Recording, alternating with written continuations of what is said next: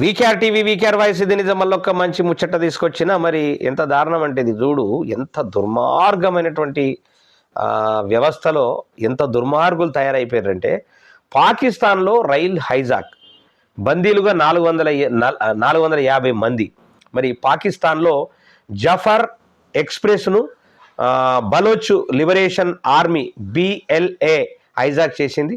అందులోని 6 సైనికుల్ని చంపింది. 350 మందికి పైగా ప్రయాణికుల్ని 100 మంది సైనికుల్ని బందీలుగా తీసుకుంది. మరి మా పోరాట వీరులు రైల్వే పట్టాల్ని పేల్చేసి రైలును హైజాక్ చేశారు. మాపై ఏమైనా సైనిక చర్యలకు ఉపక్రమిస్తే అదే స్థాయిలో ప్రతిస్పందన ఉంటుంది, అందరినీ చంపేస్తామని చెప్పేసి హెచ్చరించిండ్రు.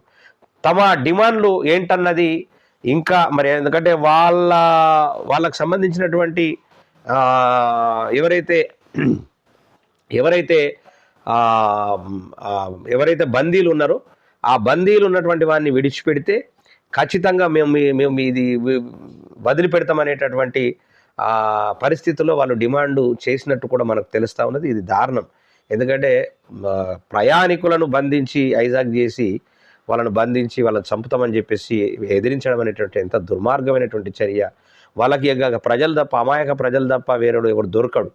వీళ్ళందరికీ కూడా వీళ్ళ రాజకీయ నాయకులకు కూడా అమాయక ప్రజలే దొరికి వాళ్ళను అతలాకుతలం చేసి వాళ్ళని ఆగమాగం చేసి అవసరం వస్తే ఎవరన్నా ఎదిరిస్తే వాళ్ళని చంపే కార్యక్రమం కూడా చేసేటటువంటి దుర్మార్గమైన చర్య ఇవాళ భారతదేశంలో జరుగుతూ ఉన్నది.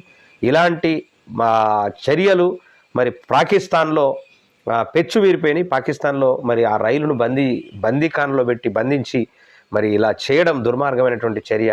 వాళ్ళ మీద పూర్తిగా మరి